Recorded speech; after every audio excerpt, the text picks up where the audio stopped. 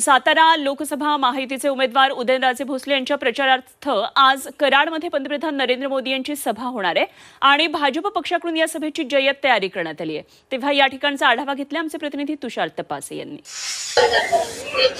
सातारा लोकसभेचे उमेदवार महायुतीचे उमेदवार उदयनराजे भोसले यांच्या प्रचारार्थ आज कराडमध्ये पंतप्रधान नरेंद्र मोदी यांची सभा होते आणि या सभेची जय्यत तयारी गेल्या आठवड्याभरापासून या कराडच्या सैदापूर या ठिकाणी सुरू आहे आणि तुम्ही पाहू शकता असा मोठा पॅन्डॉल या ठिकाणी उभा करण्यात आलाय, ज्याच्यामध्ये जवळजवळ 1 लाख लोक बसतील एवढी आसन क्षमता या ठिकाणी करण्यात आली।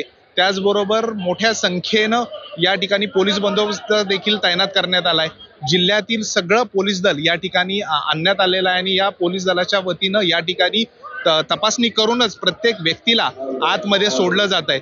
खरं तर कराड उत्तर, कराड दक्षिण आणि पाटण हे 3 मतदारसंघाला धरून आणि हाताकाना अमृत नोनी गॅस्ट्रिन, अपचन, ऍसिडिटी, गॅस्ट्रबल ह्यापैकी तुम्हाला कुठलाही गॅस्ट्रिक प्रॉब्लेम झाला, उपाय एकच, अमृत नोनी गॅस्ट्रिन।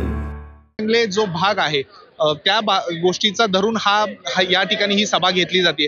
कराड उत्तर, कराड दक्षिण आणि पाटण या मतदारसंघामध्ये मागे पोटनिवडणुकीमध्ये उदयनराजेंना खूप कमी मताधिक्य मिळालं होतं आणि त्यामुळेच कुठेतरी या भागात भाजपला स्वतःची ताकद वाढवण्याची गरज आहे आणि त्याच्या अनुषंगानंच ही या ठिकाणी ही सभा पंतप्रधान नरेंद्र मोदी यांच्या वतीनं या ठिकाणी देण्यात आलेली आहे। कुठेतरी उदयनराजेंना चांगली ताकद या भागातून मिळावी आणि मताधिक्य मिळावं यासाठीचे हे प्रयत्न आता या ठिकाणी सुरू आहेत आणि त्याच्या अनुषंगानंच ही सभा या ठिकाणी होते। उदयनराजेंनी अजून एक मागणी या ठिकाणी केलेली होती काही दिवसांपूर्वी की यशवंतराव चव्हाण यांना भारतरत्न पुरस्कार दिला जावा आणि तशी मागणी आता ते या ठिकाणी भाषणातून आपल्या करतील आणि पंतप्रधान नरेंद्र मोदी नेमकं लोकांना कशा पद्धतीने संबोधित करतायत, काय बोलतायत, लोकांना कोणत्या आश्वासनं देत आहेत हे आता पाहावं लागणार आहे।